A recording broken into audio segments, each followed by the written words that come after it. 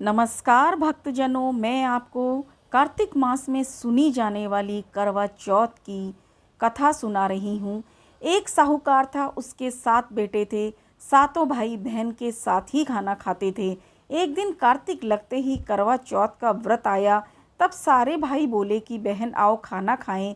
तब बहन बोली कि भाई आज तो करवा चौथ का व्रत है, चांद उगने के बाद ही खाऊंगी। भाई ने सोचा कि बहन भूखी रहेगी, तो एक भाई ने दिया जल लिया। एक भाई ने छलनी देकर दीवार के ओट होकर दीवा जला के छलनी ढक दी। आकर कहा कि बहन तेरा चांद उगाया है, देख ले, अर्घ दे ले। बहन अपनी भाभीियों से बोली कि आओ भाभी अर्घ दे लें। सारी भाभियां बोली बाई जी तुम्हारा चांद उगा है, हमारा चांद तो रात को उगेगा। तब उसने अकेले ही अर्घ दे दिया और भाइयों के साथ जीमने बैठ गई। पहले खाने में ही बाल आया, दूसरे में कंकड़ निकला और तीसरे को तोड़ते ही ससुराल से बुलावा आ गया। कहा कि बाई का आदमी बहुत बीमार है, जल्दी भेजो। जब माँ बहन के पहनने के लिए 3 बार अपना संदूक खोला तो तीनों बार धोले कपड़े निकले। तब बाई को धोला कपड़ा पहनाकर ससुराल भेज दिया और सोने का टका पल्ले के बांध दिया। बोली कि रास्ते में कोई भी मिले उसके पैर छूती जाना, जो सुहाग का आशीष दे उसे सोने का टका देकर पल्ले की गांठ बांध लियो। बेटी से यह कहकर विदा कर दी। रास्ते में जो मिले उसके पैर छुए, आशीर्वाद तो सबने दिया। सीली हो सवीरी हो, बहुत बहुत भैया की बहन हो, अपने भाइयों का सुख देख उसमें से किसी ने भी सुहाग का आशीष नहीं दिया। ससुराल में पहुंचने पर छोटी ननद खड़ी मिली थी, उसके पैरों लगी तो कहने लगी सीली हो सपूती हो, 7 पुत्रों की माँ हो, मेरे भैया का सुख देख। यह सुनकर उसने तभी 7 गांठ बांध ली और सोने का टका ननद को दे दिया। अंदर गई तो सास ने पीड़ा नहीं बिछाया और बोली ऊपर मरा पड़ा है, वहाँ जाकर बैठ जा। जब वहाँ गई तो उसने देखा कि उसका पति मरा पड़ा है। वह वहीं बैठ गई और उसे सेवन करने लगी।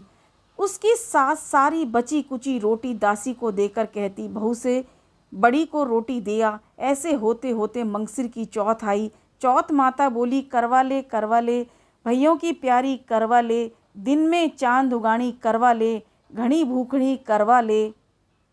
तब वह चौथ माता को देखकर बोली कि माता तुम्ही ने उजाड़ी है, तुम ही सुधारोगी, मुझे सुहाग देना पड़ेगा। चौथ माता ने कहा पौष की चौथ आएगी, जो मेरे से बड़ी है वो तुझे सुहाग देगी। इस तरह पौष की चौथ आकर भी चली गई, माघ की फाल्गुन की चौथ आकर चली गई, चैत की, बैसाख की, जेठ की, आषाढ़ की, श्रावण की, भादों की सारी चौथ यही जवाब देती गई।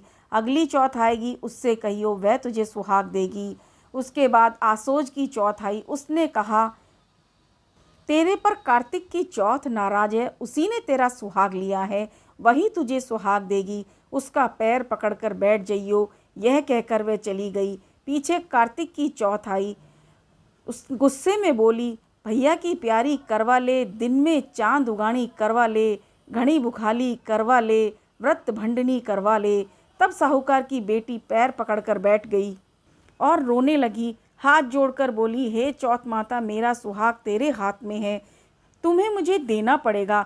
चौथ माता बोली कि छोड़ पापिन हत्यारिन, मेरा पग क्यों पकड़ के बैठ गई। वह बोली कि माता मेरे से जो बिगड़ी हो, अब तुम्हें ही मेरा सुहाग देना पड़ेगा। चौथ माता राजी हो गई, आंखों में से काजल निकाला, नाखून में से मेहंदी निकाली और टीके में से रोली निकालकर चिटली उंगली का छींटा देते ही उसका पति उठकर बैठ गया और बोला कि बहुत सोया। तब वह बोली क्या तुम सोए, मुझे तो 12 महीने हो गए, तब चौथ माता ने सुहाग दिया है। तब वह बोला कि चौथ माता का उज्जवन करो। तब वह चौथ माता की कहानी सुनी, करवा मिनसा खूब चूरमा किया। दोनों पति पत्नी झीम कर चौपड़ पासा खेलने लगे। नीचे से की सास ने रोटी भेजी तो दासी ने आकर कहा कि वह दोनों तो चौपड़ पासा खेल रहे हैं। सास देखकर खुश हो गई और बोली क्या बात हुई। वह बोली कि मेरे तो चौथ माता आई। यह कहकर सास के पैर लग कर ली और सारी नगरी में ढिंडोरा पिटवा दिया। पुरुष की लगाई, बेटे की माँ, सब कोई चौथ का व्रत करे, 13 करे, नहीं तो 4 करो और 2 तो सभी को करनी चाहिए। हे चौथ माता, जैसे साहूकार की बेटी को सुहाग दिया वैसे सबको देना, हमें भी दियो। कहते सुनते हुकारा भरते को और अपने सारे परिवार को सुहाग दीजियो।